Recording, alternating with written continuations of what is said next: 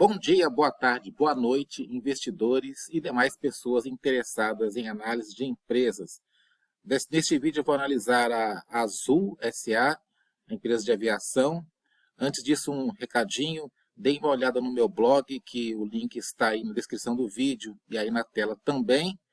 E aqui também na tela está minha experiência profissional e acadêmica. Vocês podem dar pause no vídeo para dar uma olhada. E um recado importante antes de começar o vídeo: os vídeos não recomendam compra ou venda de ativos financeiros. Trata-se de estudo contábil sobre a empresa para fins de ciência sobre sua situação patrimonial e financeira. O autor não se responsabiliza por eventuais prejuízos relativos a investimentos. Então vamos analisar aqui a Azul, né? O ticker é Azul 4, o IPO, a oferta pública inicial foi feita em abril de 2017. Assim como a Gol, as ações têm uma característica interessante, que é diferente das outras empresas. A Azul tem 928 milhões de ações ordinárias e 335 milhões de ações preferenciais. Mas, para efeito econômico, ela tem 348 milhões de ações. Por quê? Porque eles fizeram um ajuste de forma que uma ação preferencial vale 75 ações ON. Então, ela apresenta este quadro aqui no seu site, mostrando aqui que são 348 milhões de ações para efeitos práticos, né? Porque já ajustado por essa proporção aqui. O Estatuto Social da Azul está aí, o trecho dele mostra que no parágrafo 3º do Estatuto Social fala que as ações ordinárias são conversíveis em preferenciais na proporção de 75 ordinárias para uma preferencial, certo? Então, para efeitos práticos, temos aqui 348 milhões de ações da Azul. A oferta pública inicial foi primária e secundária. Na parte secundária, os acionistas venderam ao preço de R$ 21, cerca de 33% do valor total arrecadado, que foi de 2 bilhões e 21 milhões de ações, conforme aqui o anúncio de encerramento. Mais ou menos 1 bilhão e 700 milhões entrou no caixa da Azul. Tá? Aqui o prospecto, um trecho do prospecto definitivo. A parte da oferta pública que entrou no caixa da Azul era para pagar dívidas e reforçar o capital de giro. Isso mostra que a empresa entrou na bolsa porque estava em dificuldades financeiras. Não foi uma IPO para crescer, foi feita para ajuste financeiro aí, né? Então, apesar da Gol ter ido bem operacionalmente, nós vamos ver adiante, ela já estava meio com dificuldade, mas a gente tem que admitir que a Azul na parte operacional é boa, mas nós vamos ver adiante que, principalmente por causa do Covid, a parte financeira pesou muito e a empresa está em sérias dificuldades. Aqui o gráfico de Azul 4, desde da IPO, o gráfico é mensal, cada candle, isso aqui é uma barra mensal, é uma barra de um mês de negociação. A gente vê que é uma tendência de queda, mas até antes do Covid, que ela caiu aqui de 60 para cerca de 15, 16 reais, ela estava indo bem, apesar de certa dificuldade financeira, mas ela estava indo bem, principalmente na parte operacional. A partir daqui, o baque na empresa foi muito grande e a parte financeira realmente está acabando com a empresa. E mais adiante, a minha conclusão, já vou adiantando aqui, que eu acho que a Azul vai entrar em recuperação judicial também, ainda em 2024. Vamos continuar com a análise aqui. Apenas para mostrar aqui, após a IPO de abril de 2017, o preço da ação aqui em julho de 2017 levava a empresa a ter um valor de mercado de 8 bilhões e 600 milhões. Atualmente, agora em fevereiro de 2024, na quantidade aqui ajustada, teve alguns eventos aí, mas eu não vou entrar em detalhes desses eventos, porque aumentou só 4 milhões de ações. Ao preço de R$ 12,20, o valor de mercado da Azul caiu pela metade, né? 4,2 bilhões, caiu 50%. Bom, aqui nesse link aqui você pode ler um pouco sobre a Azul, né? A principal característica da Azul é que ela tem preponderantemente voos domésticos. Vocês podem dar uma olhada no link, está aqui o mapa que ela disponibiliza. E nas planilhas a gente vê aqui os assentos domésticos na barra em azul e os assentos de voos internacionais, né? A gente vê que é muito maior, né? Isso aqui é em quantidade de assento por quilômetro em milhões, né? Então, desde 2018 até agora, você vê que aumentou a quantidade de assentos, mas a proporção aqui de voos nacionais é muito maior. A Azul é conhecida por ter exclusividade em vários trechos, né? Principalmente trechos que as outras empresas não voam, né? Por exemplo, de uma cidade pequena para outra cidade pequena. Isso proporciona a Azul cobrar uma tarifa um pouco maior. Mas nós vamos ver adiante que, mesmo assim, ela não consegue cobrar uma tarifa que cubra de forma eficiente os custos, principalmente custo com o custo financeiro, tá? Apesar da Azul ter esse privilégio aí que ela conseguiu comprando os slots, comprando as concessões dos aeroportos, mesmo assim ela não consegue cobrar um preço interessante para que ela tenha uma lucratividade positiva, principalmente depois do Covid. Nós vemos aqui em 2020 como é que os assentos por quilômetro caíram, porque houve proibição de voos, né? Aqui, entrando um pouco aqui na parte da demonstração de resultado, nós vemos aqui na linha azul resultado financeiro líquido, né? Que ele acaba, apesar de aqui ele ter dado até um bom resultado financeiro líquido, mas nós vamos ver aqui adiante que o resultado financeiro ele praticamente come toda a lucratividade da Azul. Nós vemos aqui que o combustível de aviação ele sobe, isso aqui sempre em base 100, começando a partir de 2018, para a gente ver a evolução proporcional, tá? O combustível de aviação ele sobe mais do que a receita líquida, que fica escondida aqui atrás do custo de serviços prestados. No gráfico abaixo, o gráfico abaixo elimina esse resultado financeiro líquido, a gente vê aqui melhor, né? Então, o combustível de aviação, que é essa linha laranja, ele é o item que mais sobe, principalmente a partir de 2020, porque antes ele estava subindo junto com as outras linhas, estava ali empatado com a receita, com o total dos custos dos serviços prestados, empatado com os salários, né? Mas aqui o combustível de aviação subiu muito também por causa do dólar, né? A gente tem que lembrar que o combustível de aviação é dolarizado, né? E a receita líquida, ela sobe menos que o combustível de aviação.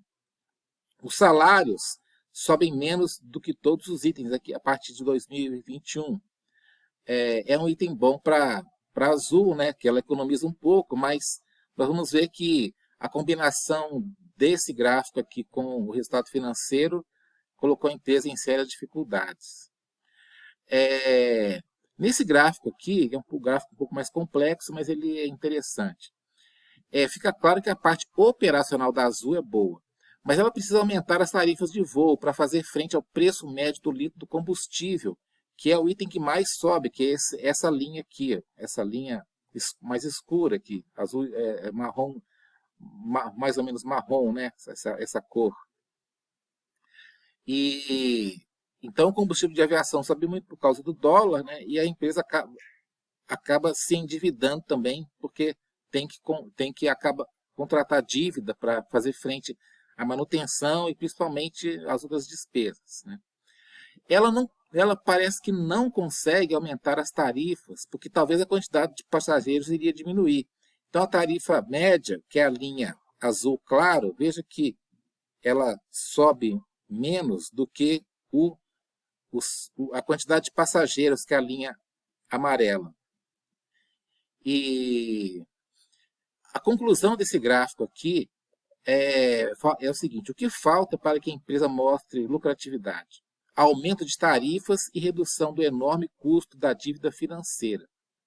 Porque nós vemos aqui a quantidade de funcionários, que é a linha verde, ela sobe pouco, quer dizer que a Gol otimizou aí os seus funcionários, porque a quantidade de aeronaves, que é essa linha aqui laranja, sobe mais do que a quantidade de funcionários. Quer dizer que ela está otimizando os passageiros, né? Está otimizando os funcionários, né? E a receita de transporte, que é a receita de tarifas, ela sobe bastante também. Quer dizer que a Gol otimizou bastante a parte operacional. Só que o combustível de aviação, que subiu muito por causa do dólar e depois por causa dos efeitos do Covid, acabou com essa parte operacional. Estava indo muito bem até aqui, antes de 2020, né? Primeiro trimestre de 2020 a coisa estava indo bem, né? Mas aí, realmente, após o Covid, a empresa sentiu o baque aí, né?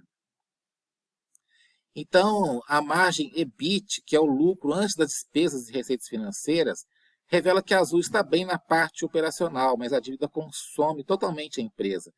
Então, a margem EBIT, a gente vê aqui na época do Covid, ela teve prejuízo sério, né? Mas a margem EBIT estava subindo, voltou a subir e está em tendência de alta, 13%, 16%. Isso aqui mede a parte operacional da empresa. Então, está indo bem, mas tem a dívida, né?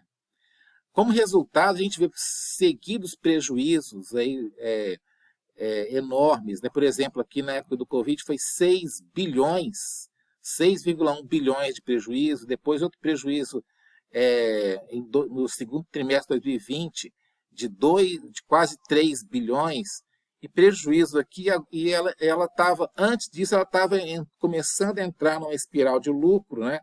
Por exemplo, lucrou quase 1 bilhão aqui no último trimestre de 2019, mas aí a situação se reverteu, né? E isso aqui pesou mesmo na empresa. Como resultado, a Azul só aumentou seus prejuízos acumulados após a IPO de 2017. Já estava com um patrimônio líquido negativo antes de 0,4 bi aqui em 2017, veja, no quarto trimestre. No terceiro trimestre de 2023, o patrimônio líquido é negativo de 25 bilhões e 600 milhões. É muita coisa. A maior parte desse prejuízo acumulado, de 25,6 bi, é a soma do resultado financeiro, que é de negativos 21 bilhões. Eu fiz essa soma aqui, tá? Então, esse valor aqui de 25,6 bi está embutido nele 21 bi de resultado financeiro negativo. Sem o resultado financeiro, ou seja, se o resultado financeiro fosse zero, o patrimônio líquido da Azul estaria no azul, né?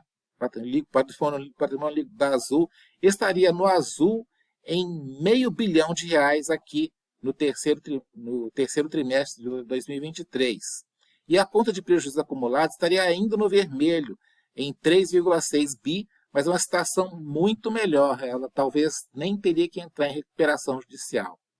Então, esse gráfico aqui mostra a distorção. Os ativos, aqui que é a parte principal, e aqui que nós vamos entender por que eu acho que a Azul vai também entrar em recuperação judicial. Esse gráfico aqui, para mim, ele resume praticamente tudo.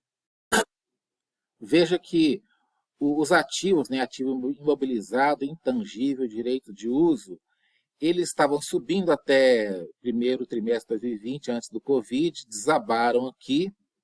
E eu não investiguei exatamente por que dos motivos, né, mas deve ter sido teste de impairment, mas não importa nesse momento aqui.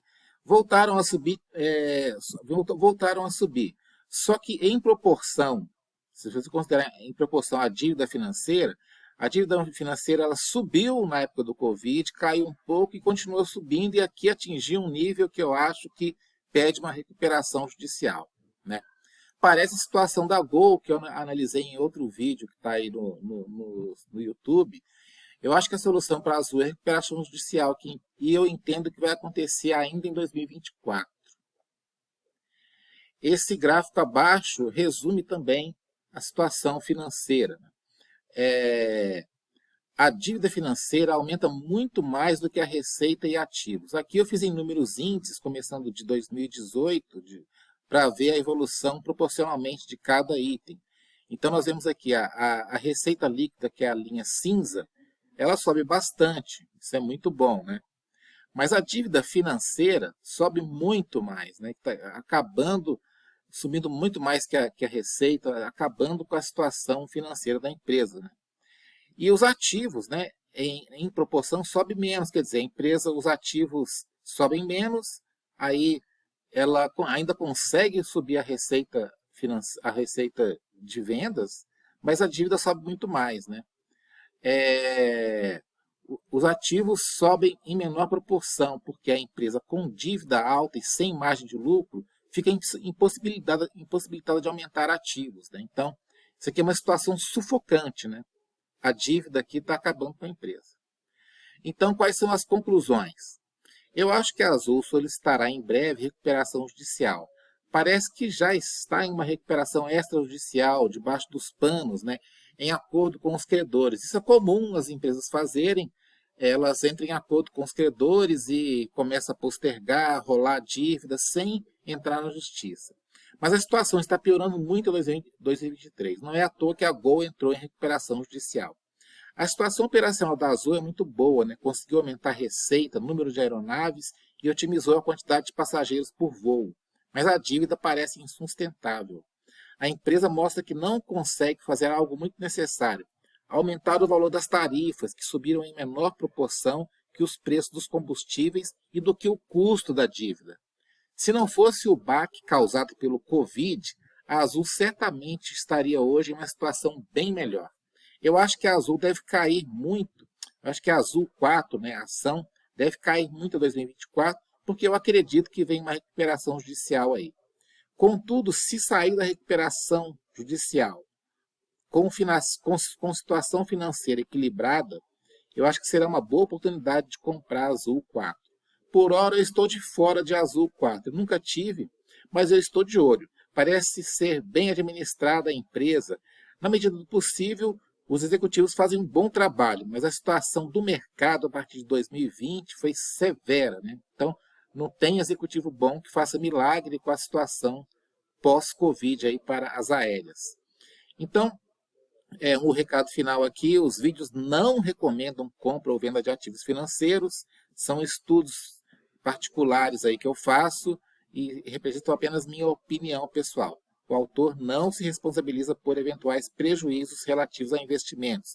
Obrigado por terem assistido, curtam o vídeo aí, inscrevam-se no canal e divulguem para me incentivar a fazer mais análises.